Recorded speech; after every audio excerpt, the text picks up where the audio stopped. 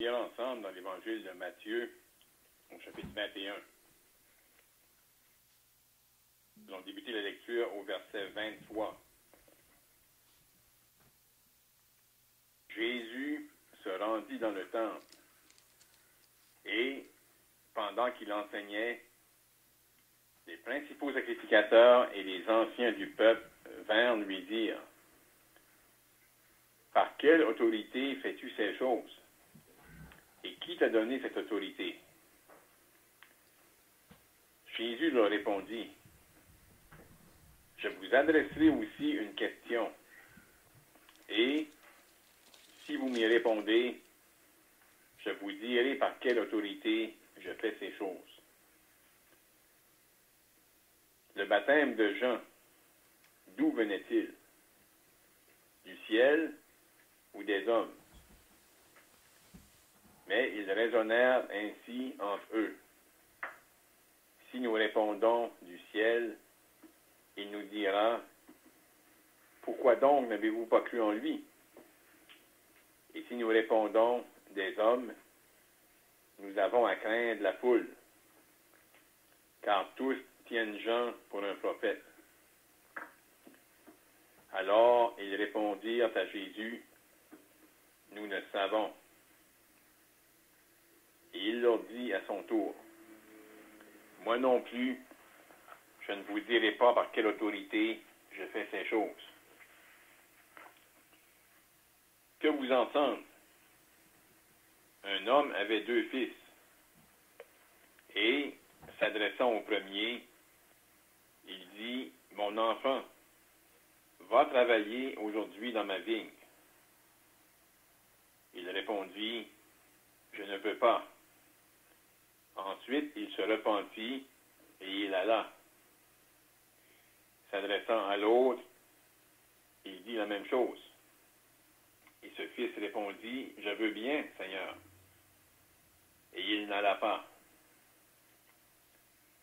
Lequel des deux a fait la volonté du Père?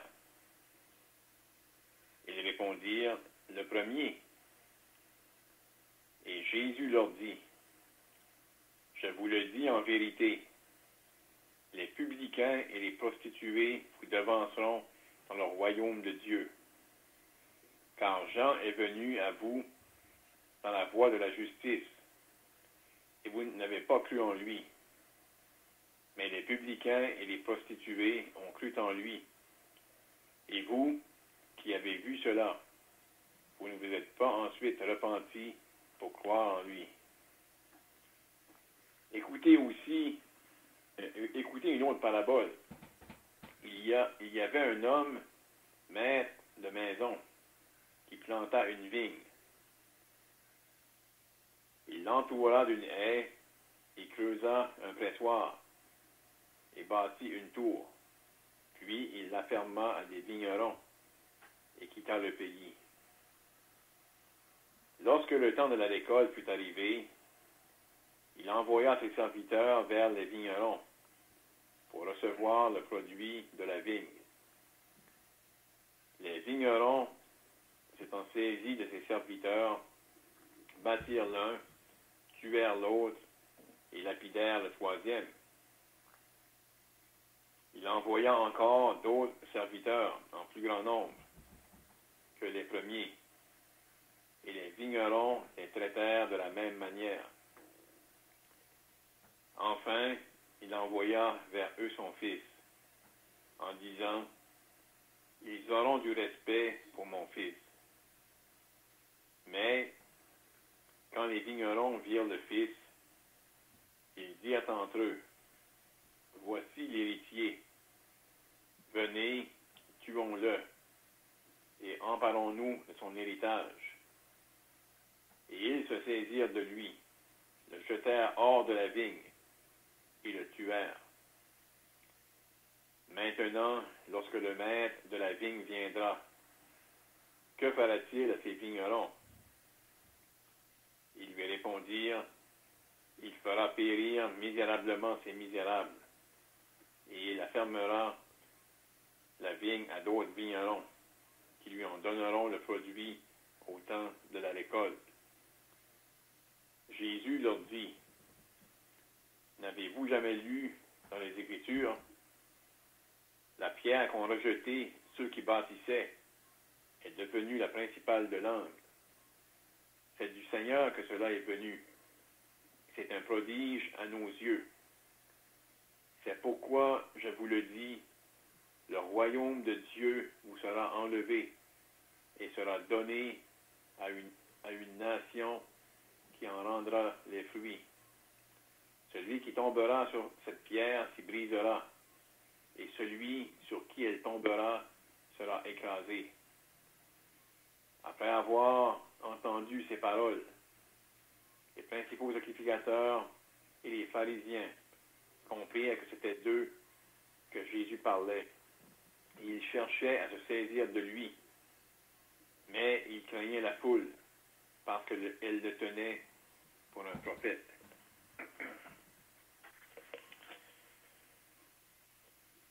Donc, on va poursuivre d'où on a terminé la semaine dernière. Et ici, on voit, on peut dire, 3 sujets que le Seigneur va adresser à ces personnes. En fait, qui vont venir à lui,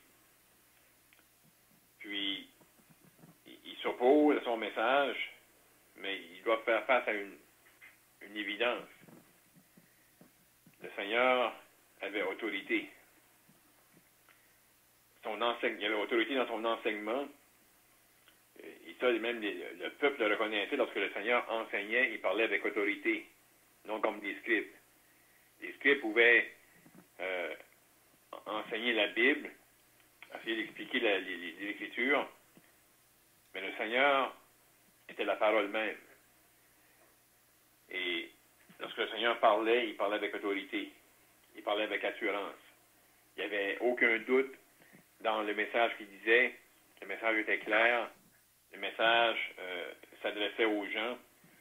Et en plus, le Seigneur, lorsqu'il lui parlait, il savait exactement qui était son auditoire et qu'est-ce que ces gens-là avaient besoin d'entendre. Il connaissait des consciences. Donc, il pouvait parler avec autorité, mais il agissait aussi avec autorité. Puis, il avait autorité même sur les esprits impurs. Donc, il y avait une puissance que le Seigneur avait, et certainement, même ceux qui s'opposaient à lui, ils étaient intrigués d'un sens.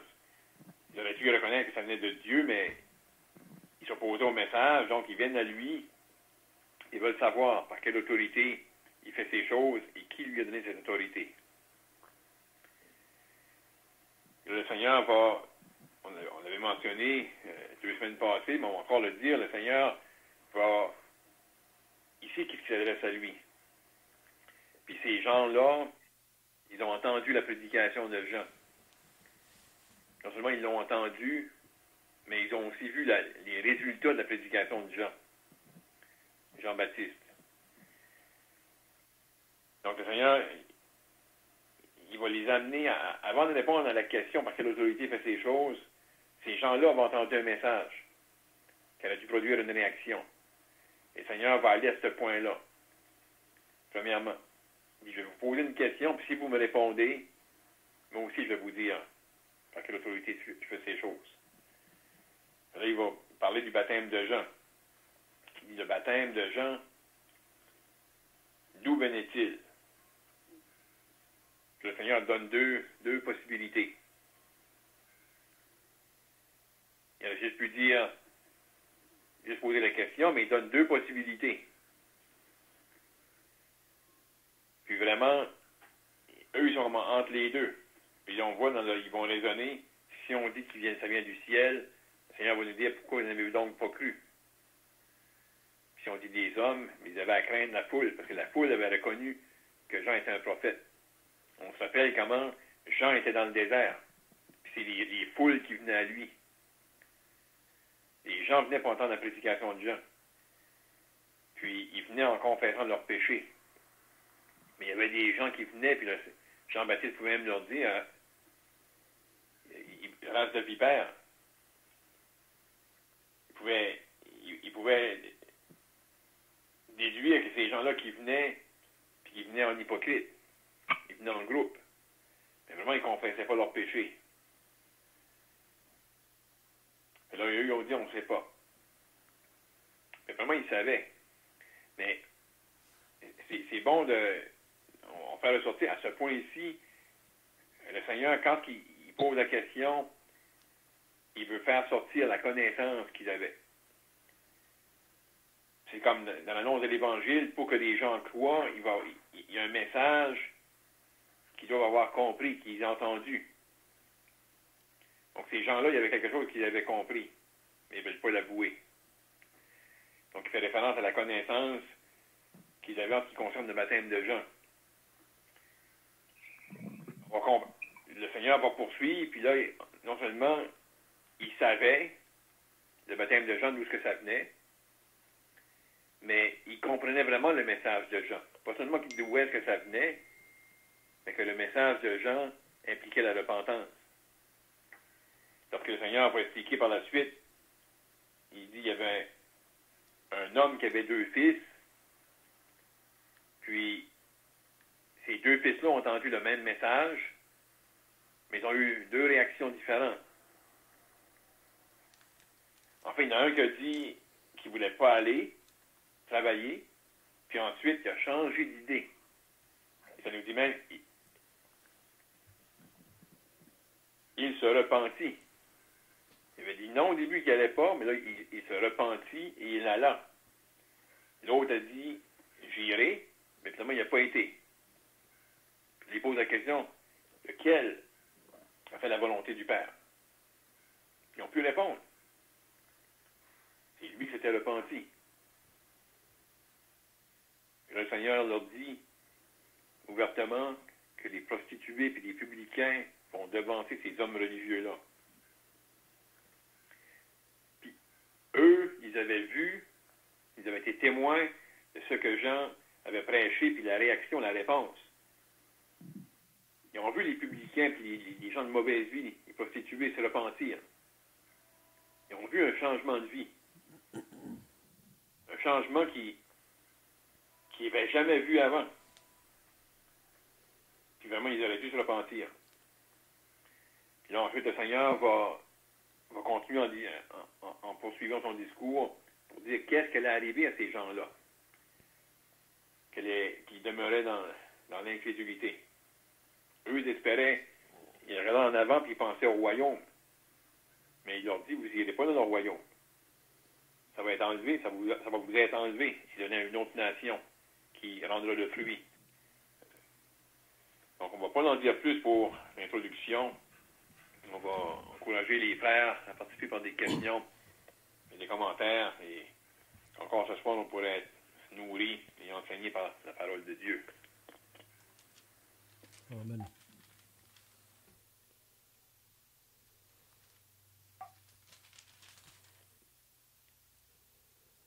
Donc ici, il faut se rappeler que le Seigneur Jésus est dans sa dernière semaine de son ministère public sur la terre.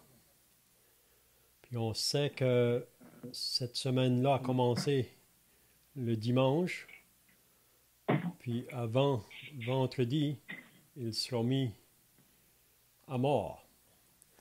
Donc, comme qui vient d'être dit, ici, vraiment, les chefs religieux, là, les pharisiens et les scribes, ils veulent vraiment se débarrasser de lui.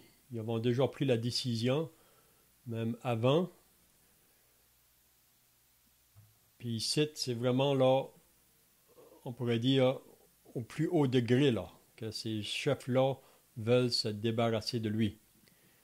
Donc, on voit, comme qui vient d'être dit, qu'ils viennent à Jésus en lui posant des questions, mais ce n'est pas des hommes honnêtes, ce n'est pas des hommes sincères. Puis encore aujourd'hui, on sait qu'il y a des personnes comme ça, surtout parmi les gens de la religion. L'homme le plus haut élevé dans la religion, là, le plus haut point de la religion, là, il va contester, il va argumenter, il va rejeter, si on peut dire.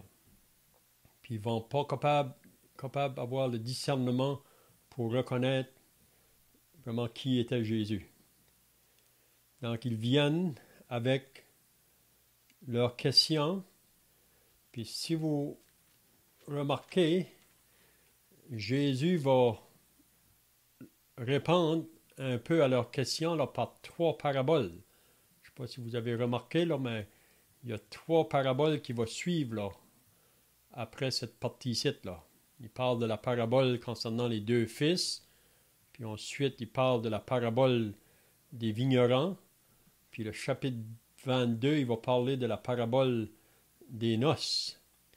Mais ces 3 paraboles-là, c'est en vue de parler à ces pharisiens-là pour les faire raisonner, pour les faire voir leurs conditions. Mais même à ça, beaucoup d'entre eux autres vont rester incrédules. Ils ne vont pas répondre vraiment à l'appel du Sauveur. Donc, la première question, donc, ils viennent à la fin du verset 23, là, par quelle autorité fais-tu ces choses et qui t'a donné cette autorité? Donc, ils veulent savoir où est-ce que Jésus prend son autorité. Parce que juste avant, là, il avait entré dans le temple, puis il avait chassé toutes ces personnes-là qui faisaient de la maison de Dieu ou la maison de prière une caverne de voleurs. Donc, ça prenait toute une autorité là, pour contester contre ces personnes-là. Donc, Jésus ne se laissait pas intimider, mais ils veulent savoir d'où ça vient, ça, cette autorité-là. Probablement, vous avez déjà eu des personnes qui vous ont demandé la même question quand vous venez à annoncer le message de l'Évangile. Les gens parfois nous demandent qui vous a donné l'autorité pour faire qu'est-ce que vous faites. Donc c'est ça la question qu'ils demandent à Jésus. Donc, probablement d'autres frères ont des pensées là. Moi, je pense que l'autorité venait de Dieu même. Parce qu'il faisait toujours sa volonté. Il faisait toujours la volonté de son Père. Autant, comme tu as dit, Léon, autant, c'est une place où il y avait un lieu de prière. C'était une place où les Juifs allaient. Ils ont fait une période de voleurs. C'est là que le Seigneur a intervenu. Donc, moi, je pense que verset 23, l'autorité, ça venait de Dieu. Parce que le Seigneur faisait toujours la volonté de son Père. Donc, pour moi, je pense que c'est l'autorité que le Seigneur avait. Que le Seigneur avait, que c'était Dieu qui donnait l'autorité. Parce qu'il faisait toujours sa volonté. Ça pense, hein? C'est ça. Vraiment, Jésus est l'autorité même, parce qu'il est Dieu, mais on sait qu'ici, là, c'est Dieu fait homme, mais pendant sa vie comme homme sur la terre, il pouvait dire, là, si vous vous rappelez dans Matthieu 28, avant de quitter ses disciples, il lui a dit « Toute autorité ou tout pouvoir m'a été donné dans le ciel et sur la terre. » Donc, son autorité vient du ciel. Hein?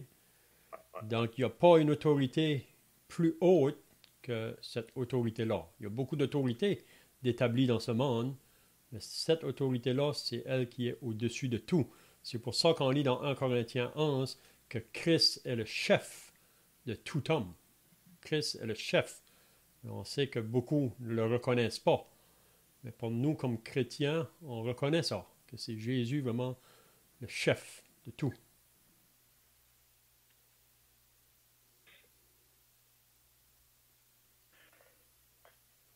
Ces principaux sacrificateurs-là, les anciens, ils connaissaient certainement tous les miracles, ils étaient au courant de tous les miracles que le Seigneur Jésus avait faits au milieu d'eux. Puis, ils devaient savoir que cette autorité-là venait de Dieu. Parce que l'Ancien Testament, que eux lisaient, puis que ça avait été prophétisé, que le Messie devait venir. Et ce Messie-là, ils ne l'ont pas reconnu. On peut penser que c'est plutôt par orgueil, par jalousie, qu'ils ont refusé de reconnaître le Seigneur Jésus. Tellement qu'ils l'ont amené en jugement, l'ont condamné à mort. Donc aujourd'hui, il y a une multitude de personnes qui nous entourent, qui ne sont pas plus intelligents que ces principaux sacrificateurs, parce qu'ils ne croient pas. Ils pensent que c'est de l'histoire, que c'était des fables, et surtout qu'il y en a qui sont en autorité dans nos pays, qui enseignent que la parole de Dieu, c'est rien, c'est pas vrai, c'est quelque chose d'inventé. Donc on ne peut pas se surprendre que ce qui se passait dans ce temps-là, ça se passe encore aujourd'hui parmi nous.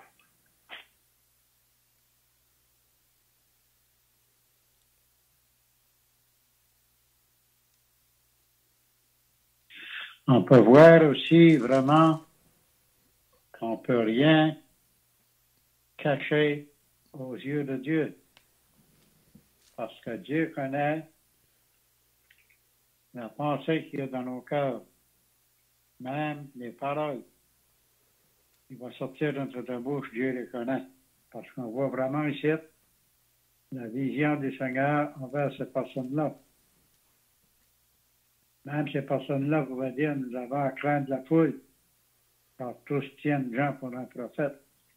On voit là vraiment que Dieu peut laisser savoir ici chaque raisonnement de chaque personne. Comme ça nous dit, mais ils raisonnèrent ainsi entre eux. Si nous répondons du ciel, il nous dira, pourquoi donc n'avez-vous pas cru en lui? On peut voir là vraiment que ces hommes-là étaient intelligents assez pour vraiment voir le côté que Dieu voulait apporter. Mais il y avait encore le choix. Devant Dieu, il était responsable. Soit qu'il acceptait le Seigneur, ou s'il le rejetait. Et on voit aussi que le Seigneur a dit, quand il a posé la question, nous ne savons, il a dit à son tour, moi non plus, je ne vous dirai pas par quelle autorité je fais ces choses. On voit vraiment que le Seigneur les a mis à l'épreuve, il ne pouvait pas répondre à rien. Ceux qui apportent après ça l'histoire des fils, des deux fils. Oui, ça va dans le désir du cœur. Des fois, on peut dire non, ou qu'on peut dire oui. Mais quand la personne se répond, il voit qu'il a mal agi. Il revient sur ses pas, puis il fait que ce Seigneur veut. Mais ce n'était pas le cas de ces personnes-là ici. Il y a une version qui dit à propos de Jean-Baptiste, là. Le Seigneur m'a dit, Jean-Baptiste, est-il, oui ou non? On dirait qu'il va plus profond, il va directement à Dieu. Il est pointe, là. Parce qu'il demande une question à ces chefs-là, à ces religieux-là, à propos de Jean-Baptiste. Était-il, oui ou non, l'envoyé de Dieu? C'est que Jean-Baptiste était l'envoyé de Dieu.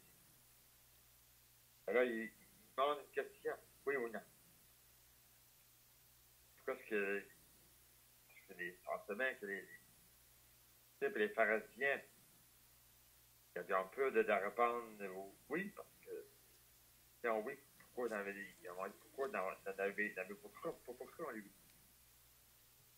S'ils disaient non, on peut que la foule est responsable. On voit que le Seigneur, pas, puis il est point direct, il est point direct, non. Oui ou non?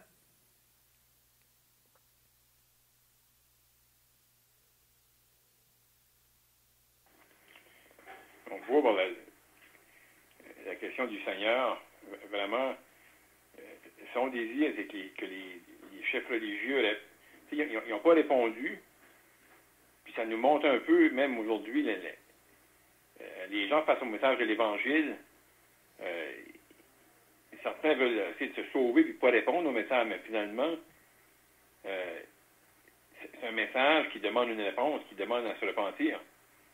Puis, mais les chefs religieux, justement, qui étaient dans l'hypocrisie, ils voulaient juste rester là, puis finalement, ils n'ont pas répondu. Ils ne se sont pas repentis, mais dans la parabole des deux fils, lorsque le Seigneur demande qui a fait la volonté du Père, on peut voir comment c'est la volonté de Dieu, le Père, que les âmes se repentent. Puis ça, c'est clair dans le Nouveau Testament, que c'est ça que Dieu s'attend, puis c'est ça que Dieu veut, que les gens se repentent. Puis, eux, ils ne se sont pas repentis, mais ils ont vu d'autres se repentir, puis vraiment, ça a dû même les convaincre que le message que Jean annonce, c'est un vrai message, parce que ça a vraiment produit du fruit. Les personnes qui vivaient dans le péché ouvertement, ils ont changé leur vie. Leur vie a été changée. Pas qu'ils l'ont changé eux-mêmes, leur vie a été changée suite à leur repentance.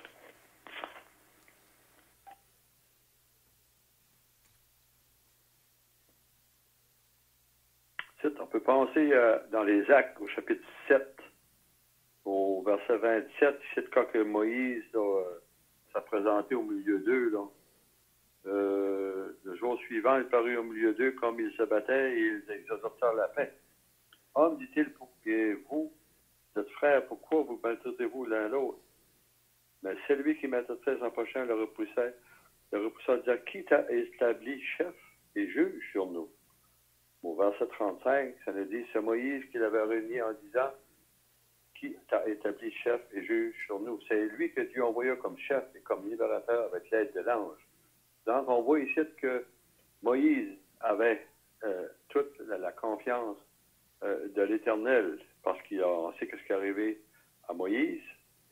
C'est lui qui a été choisi pour faire sortir son peuple d'Égypte. Mais il n'a pas pris Aaron, parce qu'Aaron, au verset 40, il a été à Aaron, il dit, fais-nous des dieux qui marchent devant nous. Ben, pour ça, ici, là, que Moïse avait la confiance de l'Éternel. Il a été même appelé ami de Dieu. Donc, c'est lui qui avait été établi comme chef et juge pour sortir les enfants d'Israël de l'Égypte.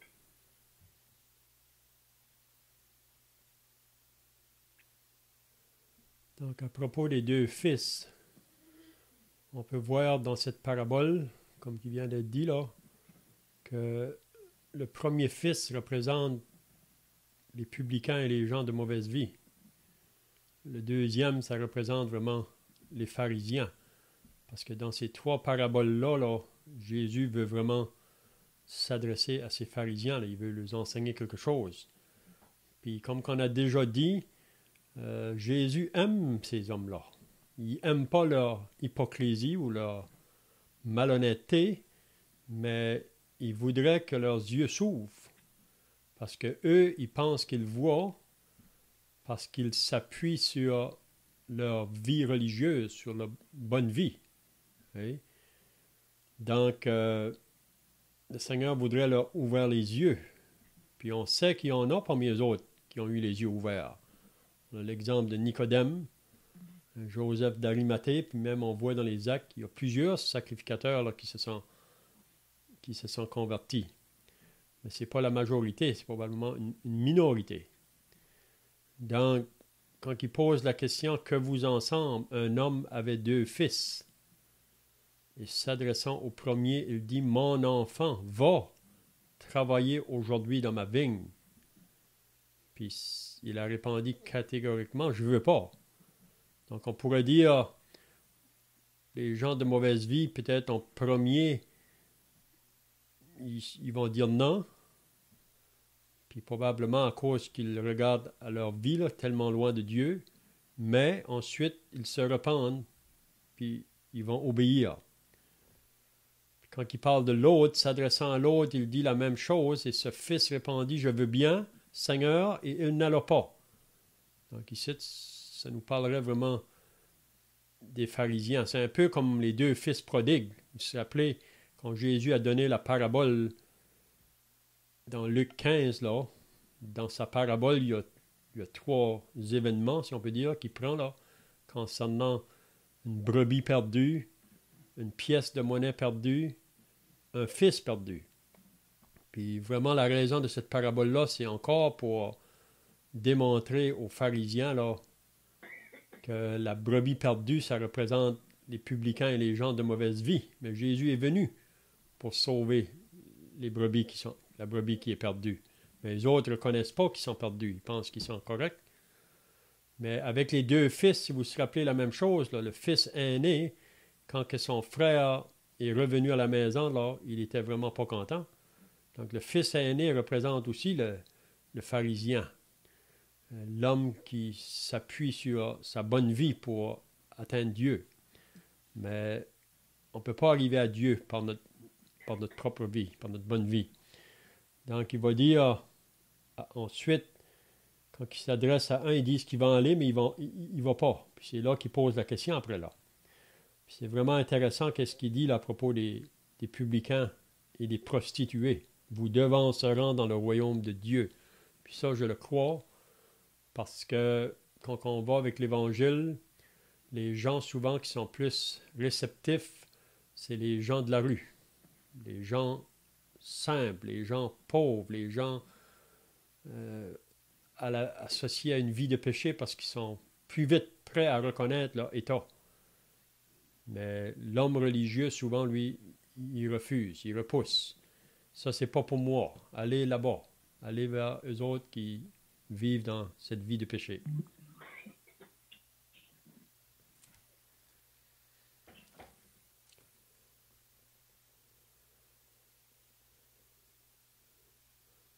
On a l'exemple de la femme adultère. Si vous vous rappelez, dans Jean au chapitre 8, vous vous rappelez que c'est les pharisiens qui avaient amené cette femme-là à Jésus. Ça dit qu'ils l'avaient surprise en flagrant délit d'adultère.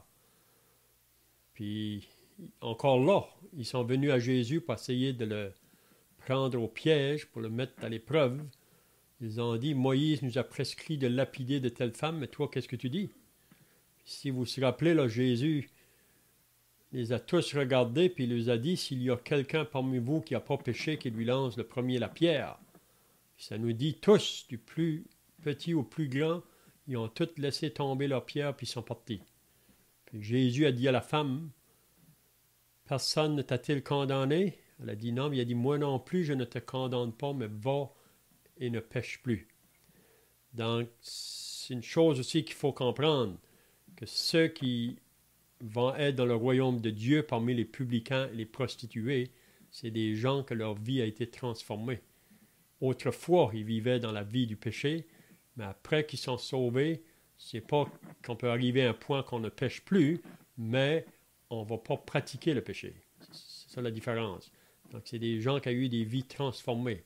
C'est pour ça qu'il dit dans le ciel, il y aura des gens de toutes sortes qui vont être là.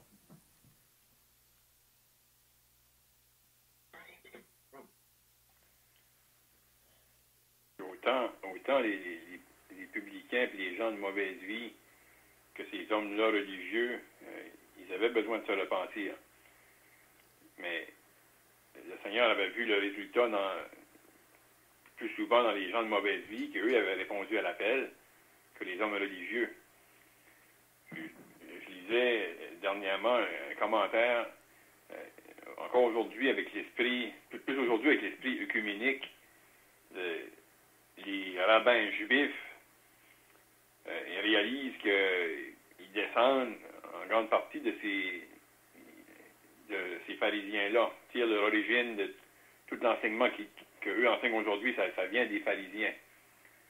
Puis, avec l'esprit œcuménique, des fois, il y a des choses qu'on entend, ça ne devrait pas nous surprendre, mais en même temps, des fois, ça nous surprend comment aveugle puis opposé que c'est à la parole. Là, il y a eu un grand congrès que le pape a organisé avec des prêtres puis des rabbins juifs pour essayer de modifier même l'enseignement dans la religion catholique. Puis là, finalement, ils ont conclu de tout ça que finalement, le Seigneur et ses disciples, il y avait beaucoup de points en commun avec les pharisiens. C'est quasiment pas croyable, mais quand on lit, nous, c'est clair, le Seigneur condamnait l'esprit, la façon de penser des pharisiens. Il n'y avait rien en commun entre l'enseignement du Seigneur et les pharisiens. Mais c'est juste avec l'esprit œcuménique pour essayer de faire dire aujourd'hui que les rabbins juifs, ceux qui découlent des pharisiens, mais ils n'ont pas besoin de se convertir, eux autres. C'est simplement, on pense pareil. Mais vraiment, autant les rabbins juifs que les catholiques qui sont toujours dans l'incrédulité, ils ont besoin de se repentir s'ils veulent un jour être dans le royaume.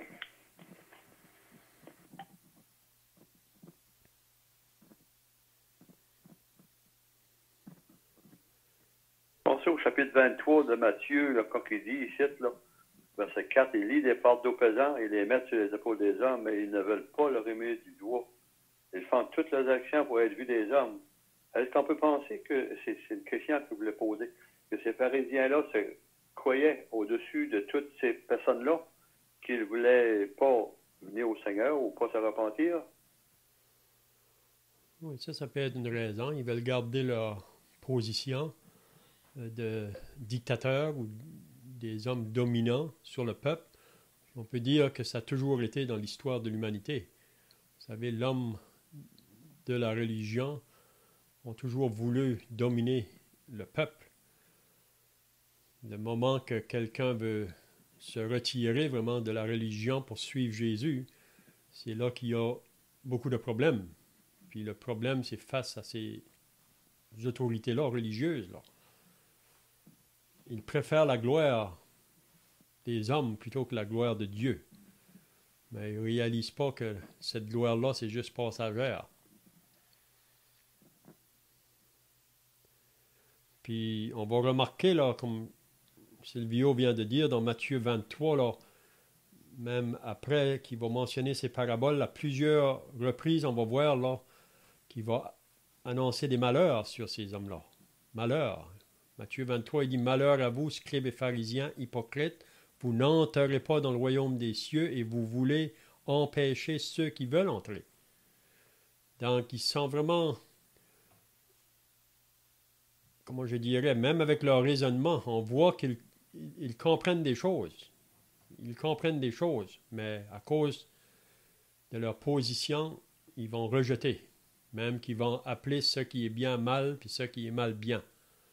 Puis pour le faire, souvent, ils sont prêts à se réunir avec d'autres là, ensemble pour mettre Jésus à mort.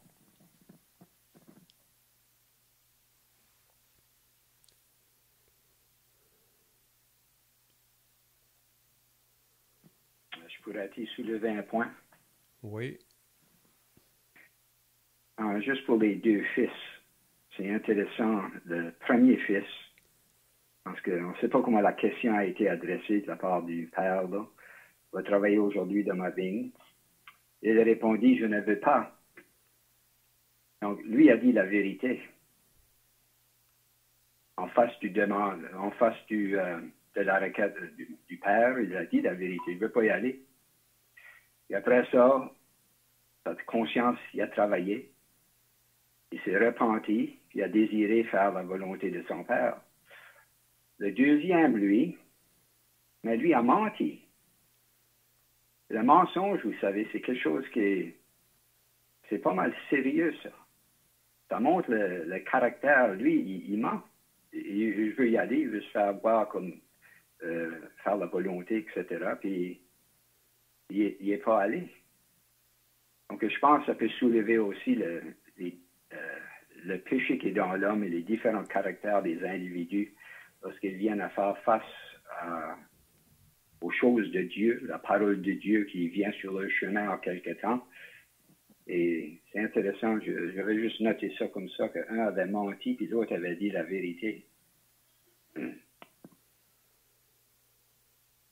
Oui, souvent, la personne qui va venir à Dieu, là, puis que Dieu va, comment je dirais, travailler avec cette personne-là, c'est la personne qui va arriver à un point d'honnêteté là, ou de sincérité de cœur. Et c'est ça qu'on lit dans la parabole du semeur. Là. La semence qui tombe dans 4 terrains, mais dans les 3 premiers terrains, elle ne porte pas de fruits. Le dernier terrain, il dit, ce sont ceux qui ont le cœur honnête et bon. Donc, on peut dire, comme tu viens de dire, Denis, que le maître ou l'homme demande au premier fils d'y aller, mais il dit, je ne veux pas. Mais probablement qu'il dit avec honnêteté, là. Il ne veut juste pas. Mais après, il se repent, puis il vient. Oui.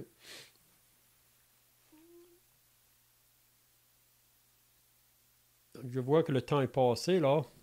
Donc, à moins que quelqu'un d'autre ait des pensées ou des questions, là. Sinon, on peut garder la parabole pour la semaine prochaine, la deuxième parabole, la parabole des vignerons.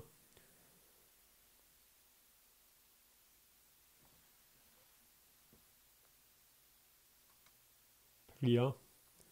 Notre Dieu et notre Père, nous voulons maintenant terminer par la prière.